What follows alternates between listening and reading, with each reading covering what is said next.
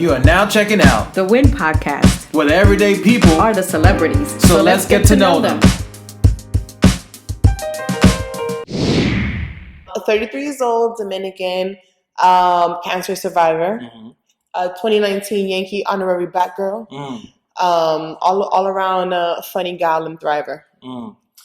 Where were you born at? Like, and how was your childhood and that upbringing, and how did that mold it like to where you are right now? Because also you have a great personality, sense of humor, and you crack a lot of jokes and love to dance and stuff like that. So I'm like, this definitely probably was coming from childhood and what she saw around her. Yeah. So I'm interested to know, how was your upbringing, where you was born and all that stuff? So I was born in Brooklyn, but when I was 4 months old, my mom, who was living here in the States by herself, sent me to DR to be raised by my grandparents. My dad was over there, so I was raised with my aunts, my grandparents, my father, till I was 4 years old. But my grandfather is an avid dancer. He dances to commercials, you know, the national anthem, whatever's on, you know, he has rhythm. So we grew up in a household where we just danced. We always had rhythm. And I would be, you know, disowned if I had 2 left feet. It's just not a thing. But, we grew up in such a fun home. And we were always cracking jokes, and we cracked jokes on each other. And it was just real simple to grow up being a clown when you grow up in the circus. You know, there's like 7 aunts and uncles, and there was like 6 grandkids, and we were always adopting someone in the neighborhood. So it just was what it was. But I feel like we were very well rounded for it. So you was born here, right? And then at 4 you went to DR. At 4 months I went to DR. Then at 4 years old I came back. So you did it backward. Most kids are born there and then come here. My mom was like, nah. She's not gonna be no basic. So she did it backward. I was born here.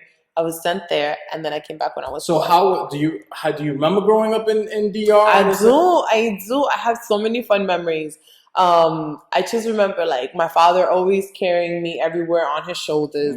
I still have this retentive memory of the rain coming down. We lived on a little dead end street, and I remember we had a sidewalk, but the actual road was still made out of dirt, and it was like a red dirt. So I remember, you know how Dominicans call it el contén. So you know the little divisor between the actual road and the sidewalk. I could still close my eyes, and I remember walking from one end of our block to the other, and if I close my eyes, I can still feel the warmth of the rain in between my little feet. Yeah.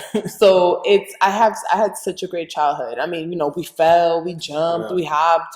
Around 6 o'clock when it started getting dark, my grandmother used to be like, "Adentro." So it was dinner time, but I had the best time. So how did that, now when you made that transition to come back over here, was you devastated? How did you learn to, like, now, because from what I hear, DR is very family oriented. Your neighbors are your family. You help each other. Yeah, there's poverty around, but in the sense that everyone is helping one another, right? So I would imagine that now you're coming to the hustle bustle of New York City at like around 4 years old. How did that affect you? How was that transition now, like coming back over here and like leaving this home? It's funny because I don't really think I remember having, you know, any rough spots or bumps or anything. I mean, yes, you're absolutely right. DR is a third world country, and we were so poor, but I don't feel like I ever realized that. We always had, you know, clothes and family and shoes and for Christmas, and we had new things, and my mom was always a really, really responsible parent, and I always felt like I had everything. When I came to New York, the only thing that I remember being little was it was an apartment. And it was weird because when you walked outside, it was a hallway. It wasn't like a street. It was like, I don't understand. Where are the trees? Where are the trees? But I lived right next to my school, my elementary school. And I grew up in Inwood, actually, in Washington Heights. And there was a park across the street. So my mom was really, really big on like still taking us outside. And I have a little brother who was born when I was 4.5. But she was really big on still getting us outdoors. And I feel really, really lucky that she was so present in making sure that we weren't always indoors, that we weren't locked in. And I really grew up being a little bit more independent for it because she understood that I was coming from a country where, you know, children are very independent and we're very, you know, we're very fearless. You know, we're climbing trees when we're 2 and things are falling and you're crying. So I'm glad that she didn't put me in a bubble. She allowed me to still be a free spirit when it came to stuff like that. And I was going to ask you too, is like, what is something that you learned from DR that you felt like New York wouldn't teach you? And I feel like one of the things was like, you touched on, there's probably some other things, but you touched on it already, like fearlessness, because when you're climbing up on trees and stuff like that, I feel like over here, you climb these trees over here, you're gonna get like some type of disease, and stuff. Or like arrested. I mean, something. I don't know. So I also don't feel like the trees here are that strong. They're fake trees and stuff like that. I don't know. I definitely the fearlessness. I think that when you grow up in a community where we all look after each other, you also grow up in a sense where you don't have to worry about like necessarily like your neighbor not being able to feed you. Like if you're outside and your neighbor, and especially with my grandfather, I mean, my grandfather was so overprotective. I'm the first granddaughter and I'm born on his birthday. He still tells me to this day that he basically he prayed my birth. He wanted a little grand girl, he wanted a granddaughter, he wanted a granddaughter, he wanted a granddaughter, and finally after 4 boys I was born. And I was born on his birthday. And he was so overprotective. I remember I used to go back home for summer vacations, and you know, there'll be 1 or 2 little boys in the neighborhood who kind of like you. And he used to sharpen the machete on the sidewalk. It was like, and you see all of these like all this fire coming out of nowhere. And that's just kind of the neighborhood that we grew up in. It's like you had each other's back. I lived on a little dead end street. Where were we gonna go? So we used to go out on the street. You know, your neighbors fed you. If they saw you doing something you shouldn't be doing, they had no issues telling your grandparents or your mom or your dad or whoever it was. So I think the fearlessness kind of came from you felt protected. It was that background. The other thing that growing up in DR definitely taught me that I feel like sometimes in New York it gets lost in translation was family. Family over everything. It was like, you know, come Christmas Eve, you know, everyone got dressed, but you stayed at home. You know, you had a salad pageant. Everyone was like hella cute in the living room. But it was always a family day. No one worked. And as poor as we were, I mean, we always had money for, you know, food and alcohol and to have a good time and everything like that. And I feel like sometimes, especially in New York, now even more so as adults, we don't get that because it's like you have to go to work. Some people don't get up. I mean, as a restaurant manager, I told my boss, I'm like, I'm not working on Christmas Eve. But I know a lot of people who don't get the option of being able to choose. So, yeah, no, I feel like growing up in DR gave me that very, very high sense of family over everything. Now, how was that maintained coming out to New York? I would assume that your family made sure to maintain that. Oh, yeah.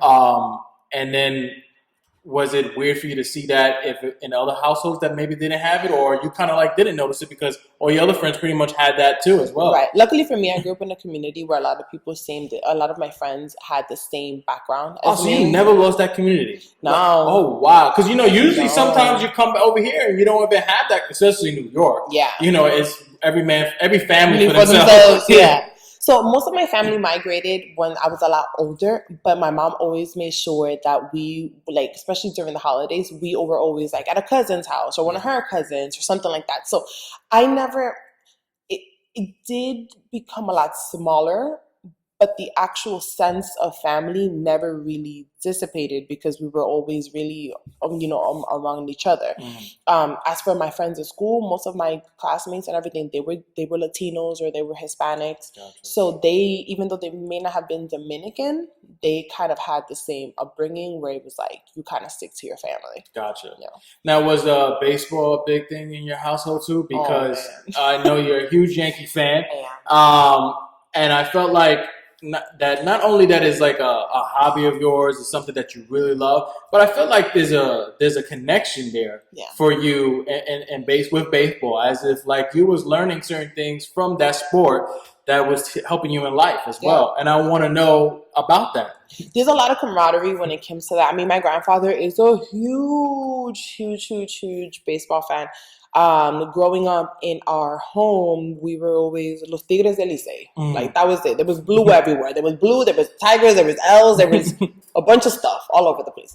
And our neighbors were actually aguiluchos, and there was some of the biggest rivalries. And somehow they always ended up head to head. And I just remember every year, it was like the Cold War. You could feel the tension in between homes. I was like, guys, this is a family. Remember, it was a family. I was like, what is happening here? So it taught me about competition. I am so competitive. It's like borderline unhealthy because I don't just want to win. I want to shatter your dreams and make you cry. I need to make you cry. But it also taught me about sportsmanship because it was like every year one household was going to win over the other. Like, there was no way around it. So you had to learn how to take your L. Sometimes not so gracefully, but you took your L. And, when we won, you celebrate. And you just try to not throw it in the other neighbor's face because the following year may be your turn. So...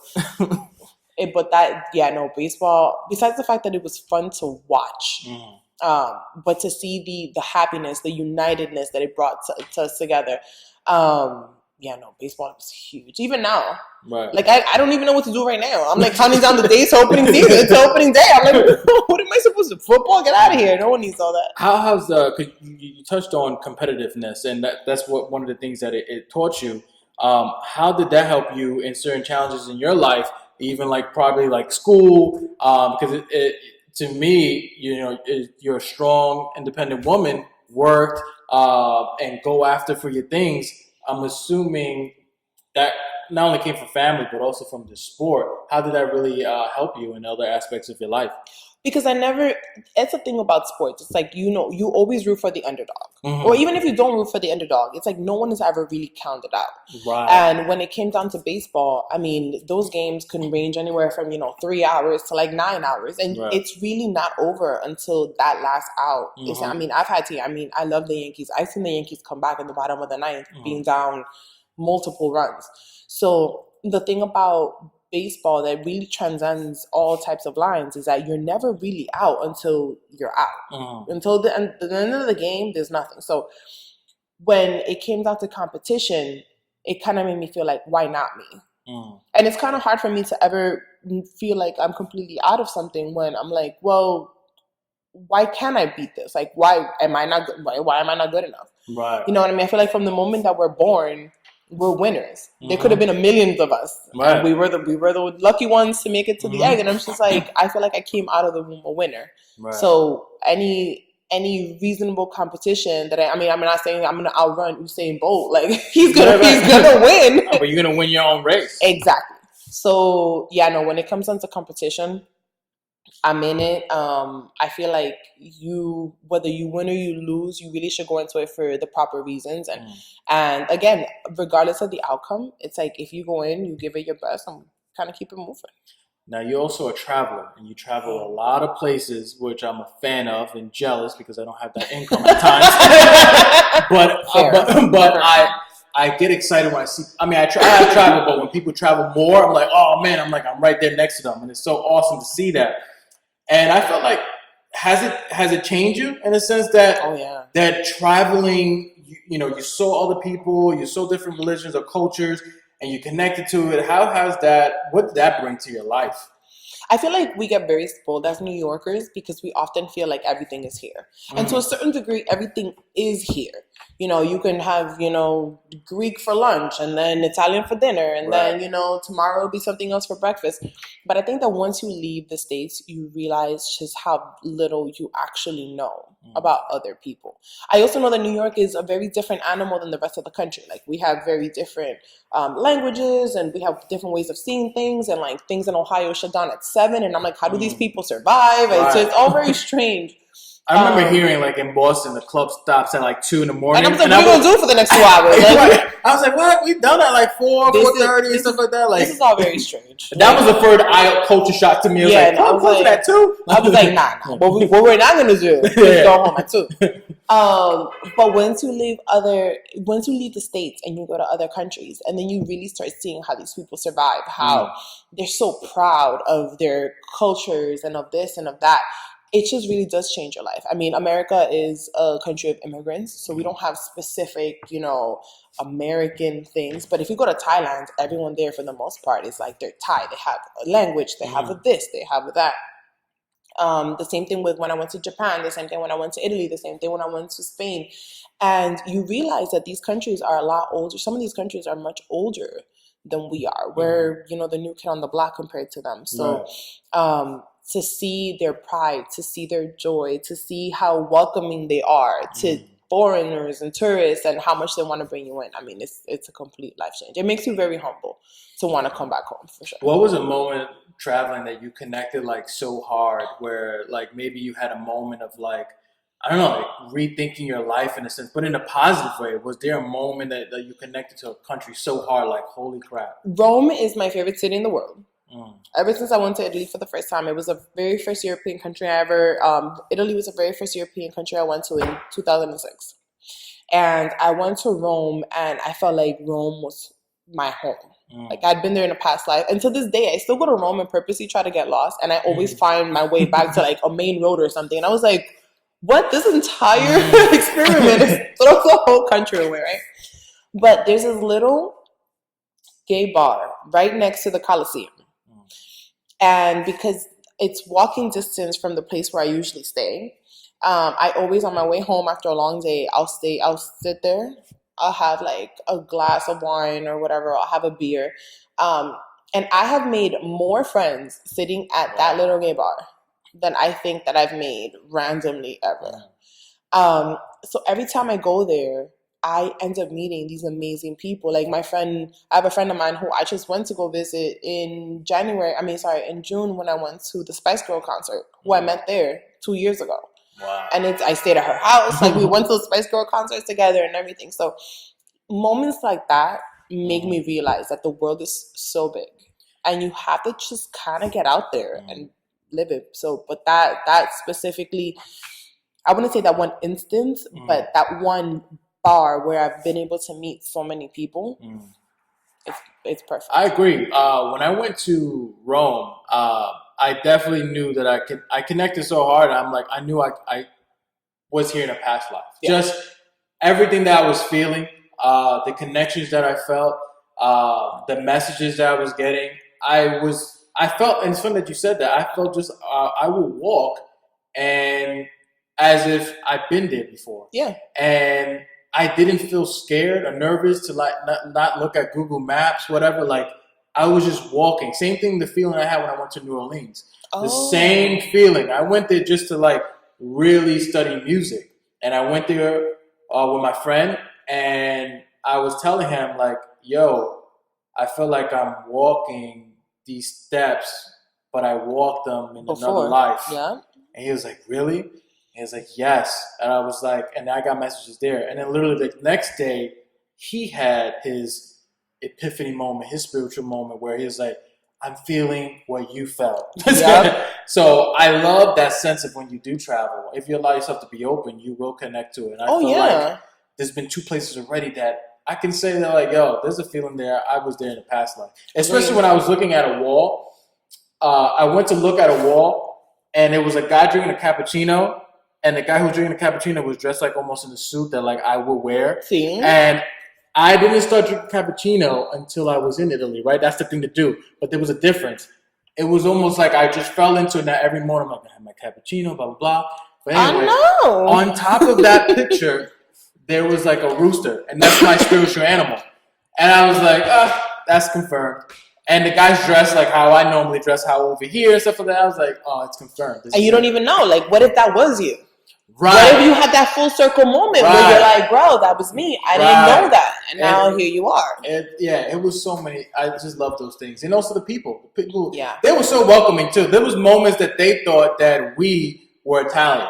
Because one guy's like, "Oh, this is my photo," and I was like, "Oh, I guess he wants me to take a my picture of the photo." All right, this is my photo. I was like, "All right," I was like, "Yeah, I'll do it." Like, but I didn't know how to say it back. But I was like, "Yeah, I'll do it." Right, exactly. It was like, oh my!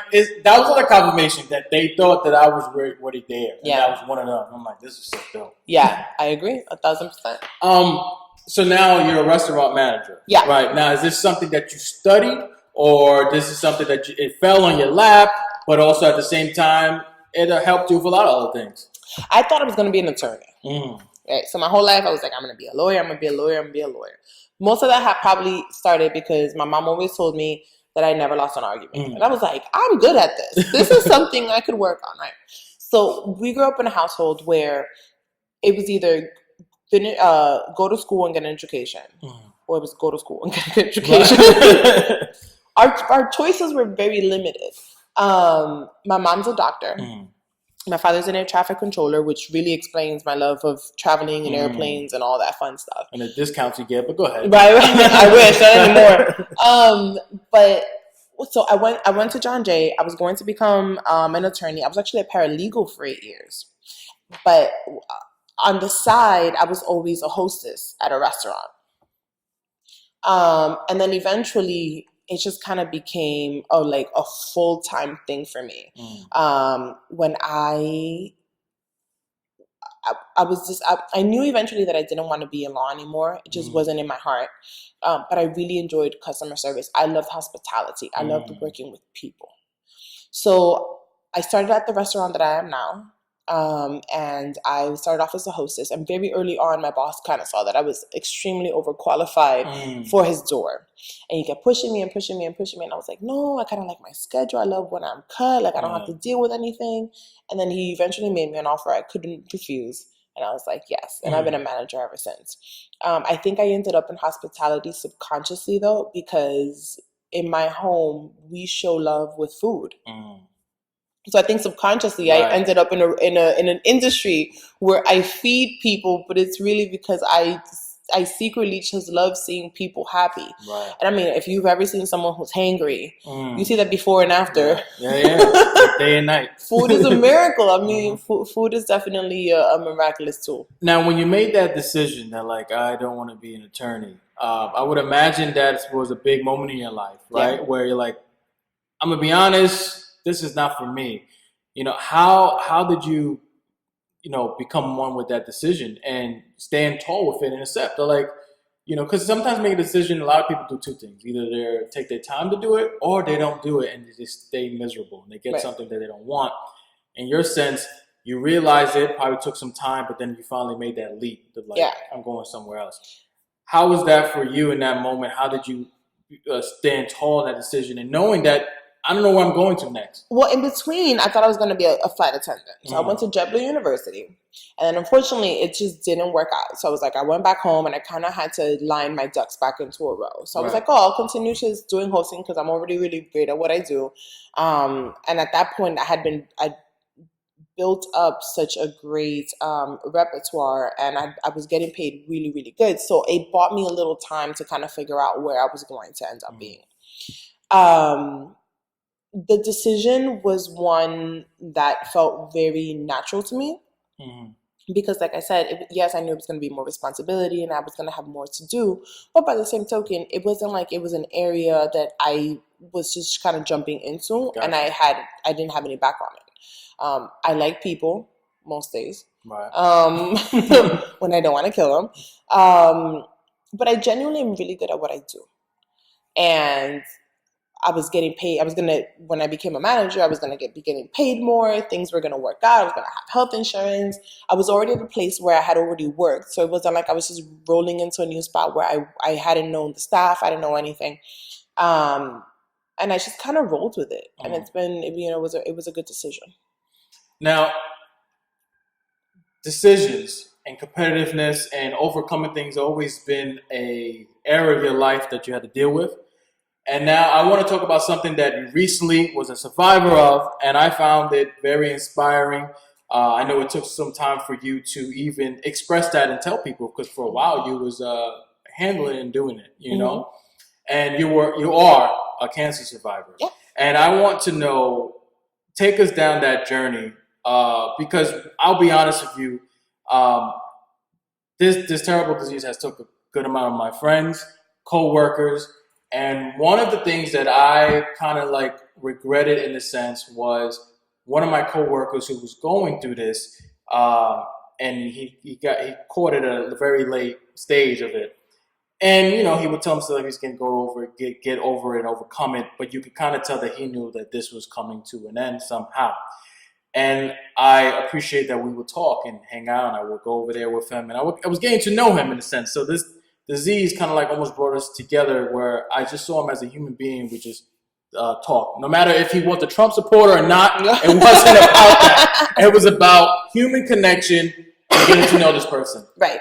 But one thing I regretted was knowing that I saw where this is going to lead, and I wanted to interview him to see how he felt about that and be honest, almost a sense, let's leave a legacy.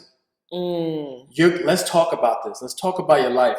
And I felt not embarrassed. I felt like, man, I don't want him to take it the wrong way. I don't want him to know that it's coming from a positive place. Because if I was in your shoes, in a sense, I want to leave something. And I regret that I was so much in my head that I never asked the question. Right. And it came a time where he passed on. Right. I was like, shit. And he's just swinging at your head right now. Right. He's smacking the shit out of me. And here's in a sense where I have a friend that survived this. And I said, I'm not going to make the same regret twice. Right. I'm going to ask her whether she said yes or no. Because this was a huge part of your life, and also for your family. And there was a upswing in here. There was the ups and downs, but there's a story to be told. Right. And I found it very interesting. It says like what I do on stage. I share my life, and it's tough at times, but I do the work, and at the end of the day, present it now that like I have learned from this and continue to work on this. So that being said, take us down that road where maybe you were seeing signs. What were you diagnosed with? What did you feel the moment that you heard what you have, and now these are the steps now to fight this thing? Right. So it all happened kind of just serendipitously. I had taken the Monday off because I was supposed to be taking my grandparents to an appointment. And for whatever reason, that day, the appointment was canceled, or it was changed, or it was something. But at that point, I was like, well, I've already swapped with another manager, so I'm just going to mind my business. And right. So I decided that I wanted to clean my room. And I'm running around. I actually had an itch. And when I went to scratch it, my nail grazed against the lump. I had a lump. And it was right above my heart. So my mother was in the living room, I remember. And I walked outside and I said, Ma, I have this lump here. And I don't like, it's weird. I've never felt it before. So she's like, oh, lay down, blah, blah, blah. So she's checking and she's like, I mean her. I don't like the way that feels. And I was like, oh, that doesn't make me feel any better. Right. But at that point, it was really late. It was like Monday night, 8 p.m. So there's no one I could have called anyway. So the following morning, I called my doctor, my general physician, and I made an appointment to see her Wednesday morning. So Wednesday morning, even she was like very mellow about it. She was like, you're young. I mean, it could be a number of things. I'm not quite sure what's happening. But she was like, well, let's take the precaution. My mother is a breast cancer survivor. She got it and she survived it when she was 44. So I have always known that at 34, I was going to have to start getting mammograms, but I was only 31 at the time, so I wasn't really thinking about it. So like a couple of days later, I went in for a sonogram, and the lady at the place was like, let's do a mammogram just because you said it's a lump, blah, blah, blah, blah, blah, blah.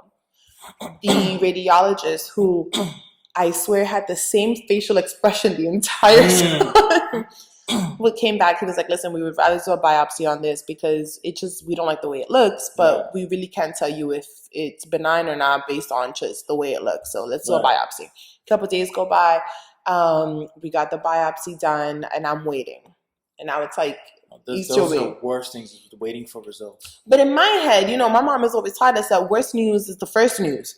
So because I hadn't heard anything, I was like, well, maybe it's nothing. Like they haven't called me, they haven't nothing. So I remember it was Easter Friday. It was Good Friday. And they still had nothing for me. Fine. I called Saturday morning, still nothing. Easter Sunday passed by. I was like, oh, it's a miracle. It's nothing, right? Right. So then finally I called Monday morning and they're still like, no, we don't have anything. I usually take the 8 train to work, which would have put me underground when my radiologist called. However, I decided that day, for whatever reason, I was going to take the 1. As I was waiting on the platform, I see that he's calling. I picked up. And the first thing he says to me is, hey, do you have a moment to talk? And I was like, I was like, this is the worst. So he basically just kind of broke it down. And he was like, listen, he told you that, we didn't really like the way it looked. And unfortunately, it is a carcinoma. It is cancer. And it's weird because I didn't feel anything. Mm-hmm. In that moment, I was just kind of like, oh, and I remember the very first thing I said to him after he got off the phone with me, after he said that to me, I was like, listen, I don't mean to sound shallow or anything, but I have a vacation in 2 weeks. Can I still go? And he was like, girl. Right. They reunited. And then he was like, yeah. He's like, no, go have fun, do what you want, eat what you want, jump, pop, scream. He's like, it takes a little while for us to be able to really figure out what the next steps are going to be anyway. So I was like, okay. So I get off the phone.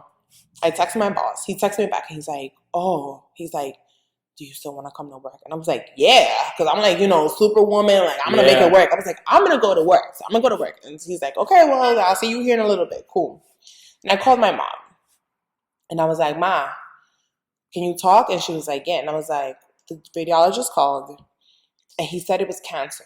And in my head, I thought my mom was going to break down. I was like, damn, if she breaks down, now I'm going to start crying. Right, and everything. And I remember she stayed quiet for a couple seconds. And then she said, okay, well, how do we beat it? Mm. And that really kept me together because in my head, I thought she was going to like have a conniption. She was going to see the Holy Ghost. Like something was going to happen, right? So we talked about it and we kind of tried to figure it out and we made a couple calls after that. And that was like, so I was like, we got off the phone. I was so cute. I was holding it together. I hopped on the train and like 4 stops into me going downtown, I was like, I can't go to work today. Mm-hmm. I sound crazy. So things were settling. Right. Then it's like you finally get like, oh my God, I have cancer. And it's funny because I am, as a Scorpio, I am of a morbid background altogether. So in my head, I was already like planning my funeral. I was like, I don't want any lilies. I want these dress. Don't put those shoes. No, I don't think. I was like, they better give me a good red lipstick. So I was like already so far like removed from the actual situation that I didn't really give myself a shot to kind of bounce back. With that being said, my 2 best friends ended up joining me that evening. And honestly, after like that 9th glass of wine, I was fine. Mm-hmm. Because 9, you 9. Right, because 9 glass. I was okay. Don't feel anything. Your whole body's numb. I was okay after that. Yeah. So I was doing well. Yeah, it was great. So when did you, I guess, had a moment to, I guess, notice, I guess. So no, before I get to that, what was the next steps? So to beat this thing now. Right. So after that, my mother worked with a really great colleague who was an oncologist. And based on I had to get all these, like, after the biopsies and everything, I had to, once we figured out what type of cancer it was, because what people forget is that there's so many different types of cancers. There's also so many different types of breast cancers. So I had to go through, had to undergo, this gene test and this and that and try to figure out what type of cancer it was. And he said to me, well, for this type of cancer, you have to get chemo. There's no way around it. And in my head, the idea of getting chemo was actually worse than the idea of having the cancer itself. I was like, oh my God, my hair's going to fall out. I'm going to look like the people in the movies. Like, I can't do this. I'm working at a restaurant. So I went and I got a second opinion. My aunt, my mother's sister, had just beaten cancer a couple of months before my diagnosis. So I gathered all of my paperwork and she was like, before you go on vacation, drop it off at my office so I could review it during the 2 weeks that you're away. Mm-hmm. And again, I don't believe in coincidences at all. The day I go to drop off the documents at the doctor's office, the girl who is sitting at the receptionist desk, who's not even a receptionist, is a friend of mine who I hadn't seen since high school. Oh, wow. So she's sitting there and I was like, tell me, and she was like, Ori, oh my God, what are you doing? So I explained to her the situation and she was like, I got you. Give me everything. I'll make sure to personally hand them to the breast surgeon. And it's not even, she was sitting at the reception and says, but technically she doesn't even work for that doctor that I was dropping the things off for. So again, I don't believe in coincidences at all. I know that day she was there for me. Like that was the day I was meant to see her. I dropped everything off, and when I went and I had my vacation and I ate and I drank and I hopped and I skipped and I did whatever I wanted. And then when I came back, we had the meeting with the doctor for the second opinion. And I knew that I was in the right place because my breast surgeon had already known my mom because my mom had accompanied my aunt to a couple of her appointments. So when she walked in, she looks at me, but then she directly looks at my mom. And then she said to her, she said, I'm going to take care of her. I'm going to take care of her. And it still makes me really misty-eyed because imagine walking into a situation where you already have no answers. Right. And someone has already guaranteed you that they're just going to take care of you. They're not saying that you're going to be okay, because let's be serious. Sometimes these things don't end up well or with optimum results. However, she just from the beginning, my breast surgeon is like 5'2", and she is 7 feet tall with that type of backbone she has. So how did you live with that, knowing that this may not be okay? But you had the family. It seems like the competitiveness that baseball and the family was already teaching you was already in there. So now you're using that. You got the family, and now you have the connections, and then all the same gift of family is there now, hospital-wise, where all the professionals there, family-wise, saying, I got you. But there's also life. Yeah. And this disease that, you don't know where it's going to go. How did you learn, or it wasn't even a moment if you became comfortable with that? At any moment, things can go left or right. It's weird because a couple of months before that, so the beginning of January, I've always been someone to know that if we're here today, we eventually have to go. We all have to go. The best of us have to go. The worst of us have to go. It's just the thing. However, in January of that year, I got diagnosed in April, but in January of that year, I started having all of these thoughts about death. Not that I wanted to harm myself or anything, but I was like, I would be out having a great time with friends, having a couple of drinks. And then in the middle of our conversations, I'd be like, in my head, I would get all somber and I'd be like, damn, one day I'm going to die and I'm not going to do this. And it used to mess with me. I used to be like, I've never been this person. What is wrong with me? To the point where I was asking my mom, I'm like, Ma, you got any therapist friends? Because I think I'm going crazy. Like, this is wild. But I really do feel like, after I got diagnosed with cancer, those thoughts went away. So I think subconsciously my body was like, baby girl, you're dying. And it wasn't even you're dying as in like, you're dying, you're going to go to heaven. It was like, this old you, she's going. She's going. This new you is about to, like, this phoenix, but you gotta. So I really do feel like your body is so aware of what's happening. You call it your spirit, call it whatever it is, but it's just like my body knew that this old me had to die in order for this new me to be reborn. So once I figured out that it was cancer, I was like, great, now I know I'm not going crazy. That makes me feel a lot better. And two, it was just kind of like, well, how do I beat it? Because let me tell you, I'm out here thriving, and I can't be one of these people who's going to go at 31, especially if I can really help it. So we got on it. We started talking. We made plans. She was like, listen, no, there's no way around the chemo. We're going to make it work. Luckily for me, I didn't have to lose my hair because of cold caps. And what cold caps do is basically they freeze your skull while you're getting chemo in order for the chemo not to burn your hair follicle. So I was able to, so for some women it works, for some women it doesn't. Not everyone qualifies for it. I was blessed enough where I was able to, so I looked normal. And I say that because there's no real way of looking normal with cancer. And I mean, like when people think of cancer patients, they always think of the people on TV and movies and all that other stuff. But let's be serious. There's no real way of looking like you have cancer. That's, it's just fictional. But no, we got on it. I had 6 rounds of chemo. Like you stated before, I chose not to tell people in the beginning because it wasn't so much for them, but I personally am not someone who does the whole pity party train. And I also wanted to prove to myself that I was going to beat this thing. So on the eve of my very 4th chemo, I had 6 rounds. So on the very eve of my 4th round, which would have put me right over the halfway mark, I finally came on social media and I told people, and the response was wonderful. I think that I finessed my words where people knew that I was feeling okay, that they didn't have to worry about me. And while I'm sure that many of them were worried, Right. I think that the fact that I said things so upbeat, Right. they saw I was out here conquering. How did you deal with those days that you wasn't okay? Because I know chemo can be grueling, and you going through that whole process. What did you do to, I guess, in a sense, tell yourself, I'm not okay today, or I need to somehow, you know, let this out vocally, or what were some things that you did that was therapeutic in a sense that, or you probably just stood there and was like, you know what, today is just a day, and I'm not okay. So my doctors from the very beginning, especially my oncologist, she was very big on saying, on the days where you feel the worst are the days where you have to get up out of bed and do something.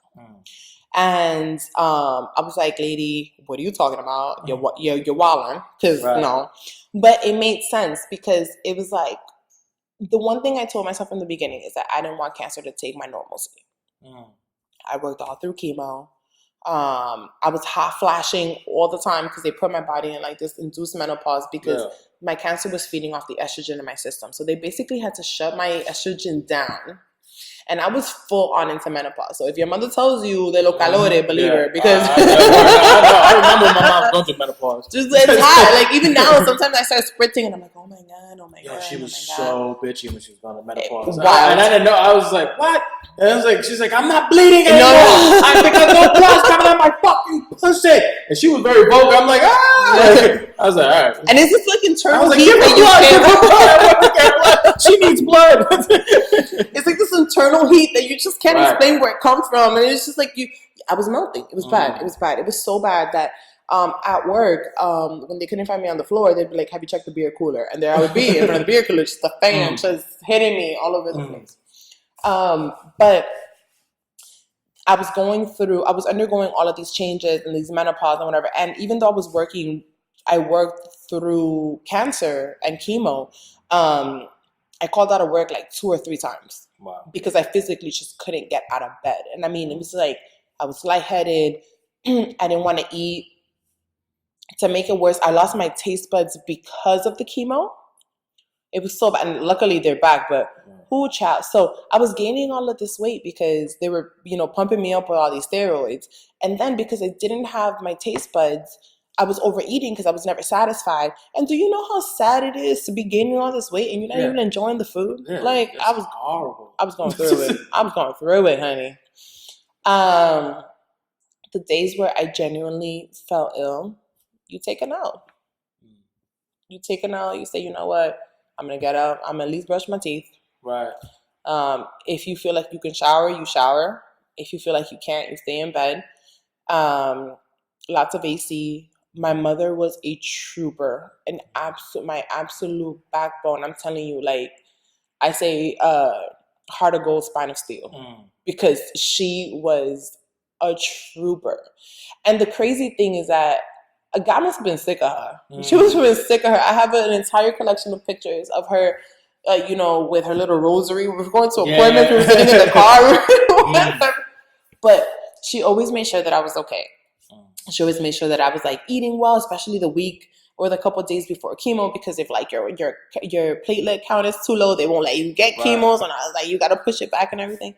But no, she was a trooper. Was there ever a moment that your mom, and she ever shared this with you, where she felt responsible for that in a way, where this was a genetic thing? I wonder how, if that, since it was like a genetic thing, was she mad not at herself or like the family that now, like knowing that this was going to be passed on? Did she ever share something along the lines that maybe she felt a little responsible for that? Well, but it's not her. But it's not her responsibility because it's not her fault. It's just genetic code. But I could imagine her mother seeing her daughter going through this, like, fuck, I see myself. And I'm fucking hate that this was in this family. It's funny because I feel like the biggest fear that any parent has is that there's something wrong with your kid. Right. Like you never, ever, ever want to hear that there's something wrong with your kid. Let's be serious. The one thing I will say is that she's never really shared with me that she felt like she was responsible for it per se. We always knew that it could happen. It's always a possibility. The weird thing was that after I got all my genetic testing done and I got a panel, I actually had no predisposition to breast cancer at all. Oh, wow. So it was just kind of one of those things where it just was, when it's your time, it's your time. Right. It is what it is. So even though, yes, I did have a family background, there was nothing genetically that caused this for me. You know what I'm saying? It's just one of those things. Did you ever think that, like, you know what if I don't beat this? What if I don't, there's a possibility that I don't beat this? Have that ever been in your mind? And what did you do in those moments? Or were comfortable with thinking that way in a sense? What if this is the end? Were you happy of like what you left so far? Right. Mm-hmm. It was weird because I honestly never saw myself dying.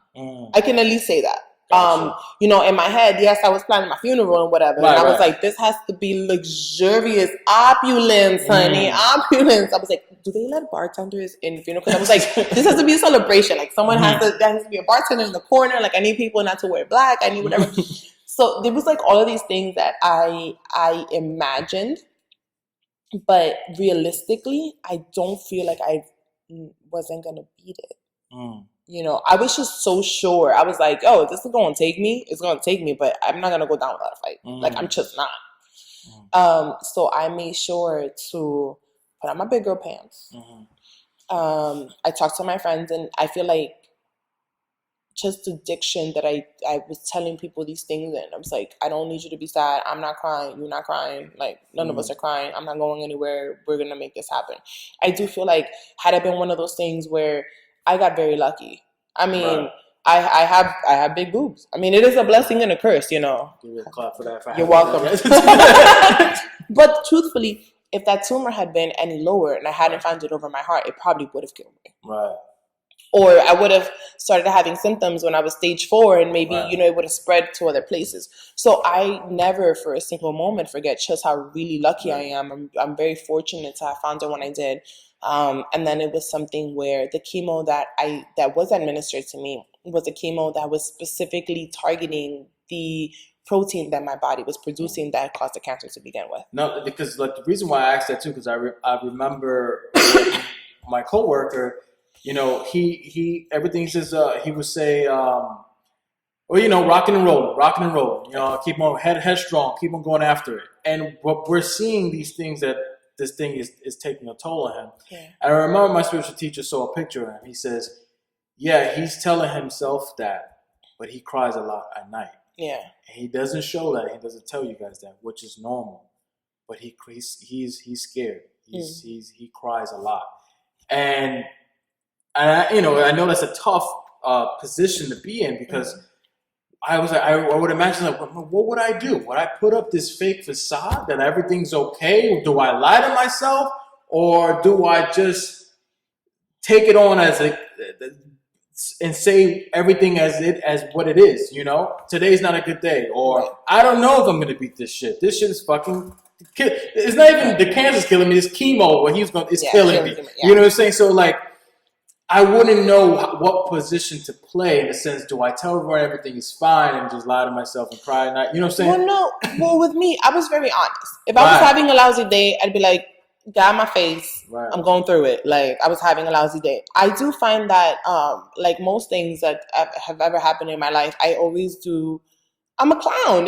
I laugh at everything. It's just, if I was having a rough day, it would be a rough day. Yes. And I had no problem just being like, I don't feel my best today. Right. I think that me being as honest as I was with my staff from the beginning as well, I was very honest with them, and I was like, listen, I'm undergoing this. Like, don't treat me any differently. Like, this isn't going to be a thing. But it made them aware. Where if I went to work and they saw that I wasn't really myself, they knew. It was like, oh, well, maybe we need to be a little extra, more careful with her today, or whatever it was. But I was very honest. I was very honest with them. I was very honest with people. I'm like, I don't feel well today. I mean, after my first chemo, I had a headache that lasted 3 days. And as the hours progressed, the headache became where I was contemplating running into walls just so I could pass out, just because the headache was so bad. And I had no issues telling people this. Like, it was bad. People, I always laugh because everyone always thinks that cancer is just kind of like one of those things where you physically felt bad. I looked fantastic. And internally I was falling apart, and it wasn't falling apart in the sense where, you know, I was crying or anything like that, but you know, your bones start aching, and then the poop. No one ever talks about the poop. But it was so much diarrhea. It was like 3 days after chemo. I was super constipated, right? Like I couldn't nothing. And then it was like overnight, boop. It was like Moses just parted the sea. I would think that you would lose weight from all that shit in it. And that's what I'm saying, but I think I was overeating. It was so bad. And God forbid you trusted a fart, because it was never it was shit. It was Did gone. It stink? Or like, does chemo stink? Like, I don't know. Chemo stinks. Chemo stinks. It's so bad. It's so. These are the things that people never tell you about, and these are the things that I look back now and I would laugh. I genuinely would laugh, because they'd be like, if I wasn't fucking standing in front of the cooler in the I would probably be in the bathroom somewhere, because that's what it was. Well, it seemed like to me that you know, you didn't allow this thing to take away from you. You know, it can do some damage, but at the end of the day, I'm not gonna let it deteriorate the essence that I am. You know, I'm not gonna let it take away my laughter. I'm not gonna let it take away. It took away my eyebrows, but right. That's the only thing it's gonna take, but everything else will look fabulous. You know what I'm saying? I'm not gonna let you take all these things away from me. At the end of the day, I'm still keeping my essence, and these are the tools that I need to beat you. And honestly, I feel like the only reason I even beat this thing so quickly in 6 months was because I got my sense of humor. I feel like had I really gotten myself into a negative place, a dark place that I couldn't get myself out of, maybe it wouldn't have killed me, but I definitely feel like I'd still be fighting it.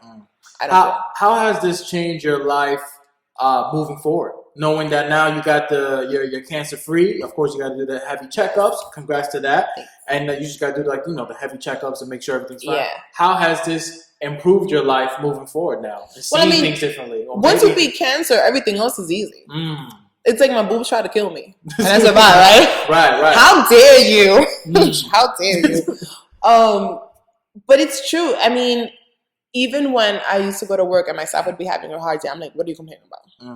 I'd walk in, no, because whatever, and to this table and whatever. And I'm like, I'm dying. And I knew that I wasn't like really dying, but I'd be like, I'm dying. And then they'd be like, oh, if you say it like that. And I'm like, exactly. You see? So again, we're going to let someone who ruins your day for 10 minutes ruin the rest of your day? Like, come on now. Like, you know, so funny with that is that we're all dying.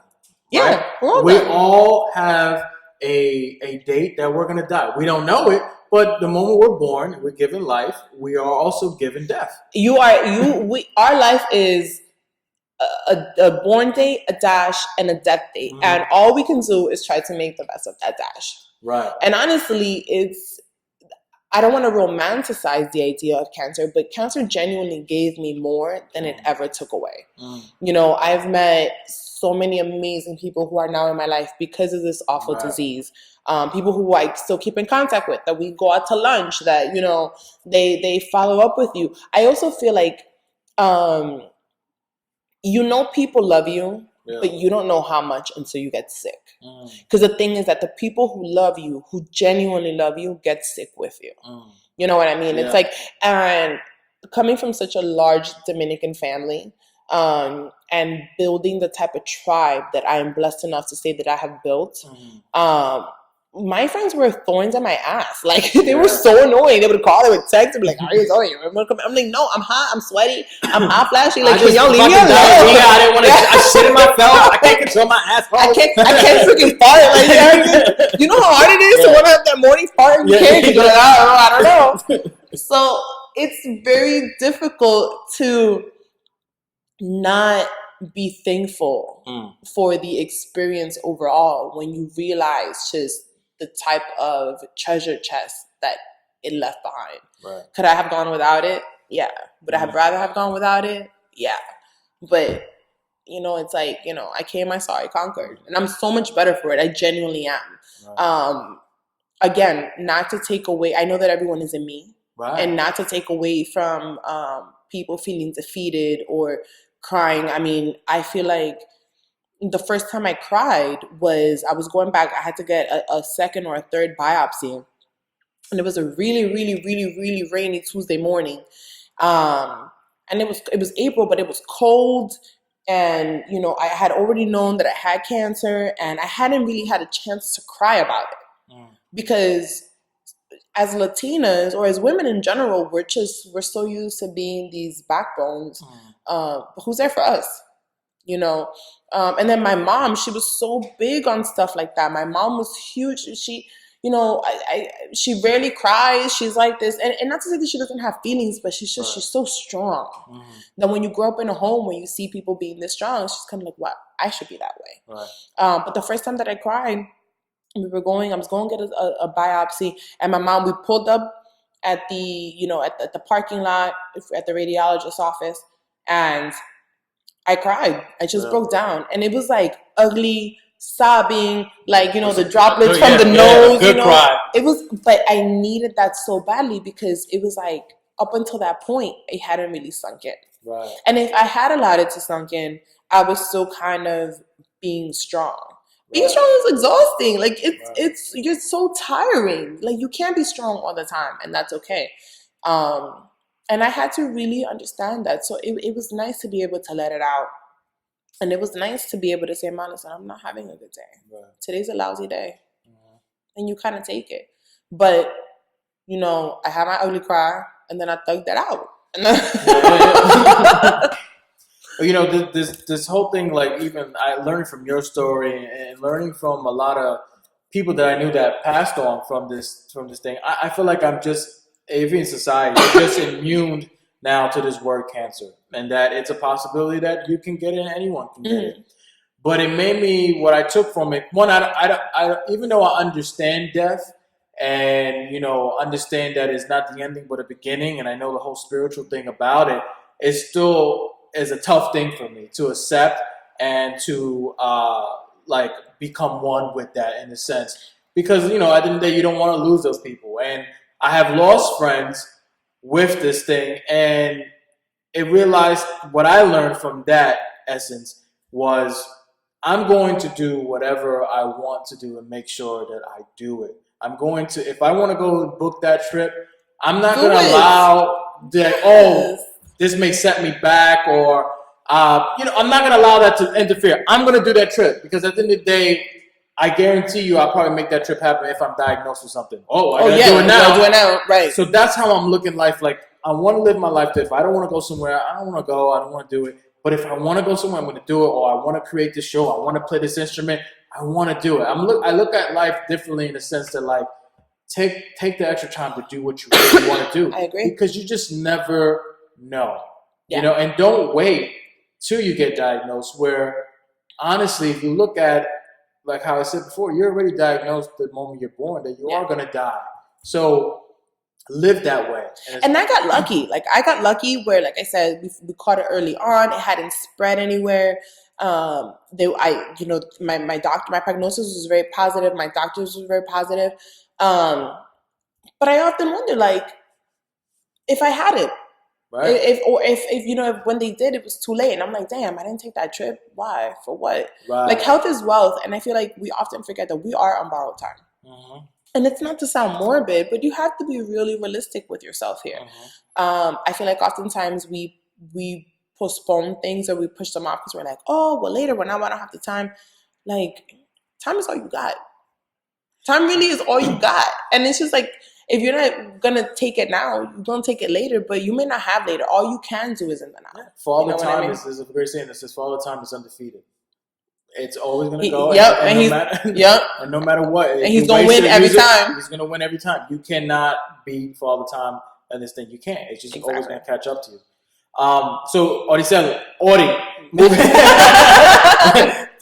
going to move now forward to our first segment of the interview. Thank you for sharing all that. Thank you. And, really being honest and sharing your story, which is different from everybody else's story. And that's what's so unique about it, is that this is your story and how you dealt with it. You had your ups, you had your downs, but at the end of the day, you used the tools and didn't allow this disease to take those certain things from you. Your laughter, your sense of humor, your outlook on things, and your competitiveness.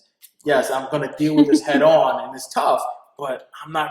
You took my eyebrows, you ain't going to take it. Yeah, that's right. So the first segment is called Let's Look Inside.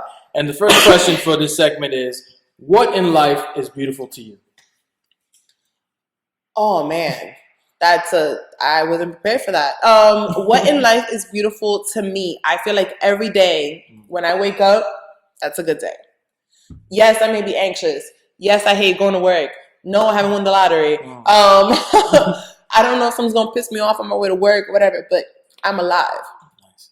And the fact that I'm alive and I can reflect on the fact that I'm now healthy, how bad can the day really be? So. Question number 2. Yeah. If we can pump the brakes on your life right now, what is something you would pay more attention to?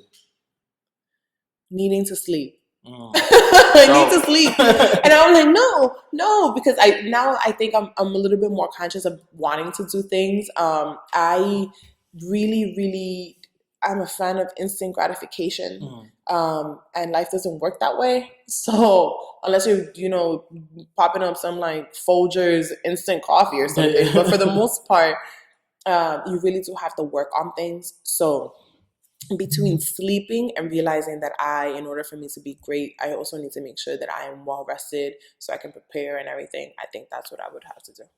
Our second segment is called Words from My Spiritual Teacher, Guru Enlightenment.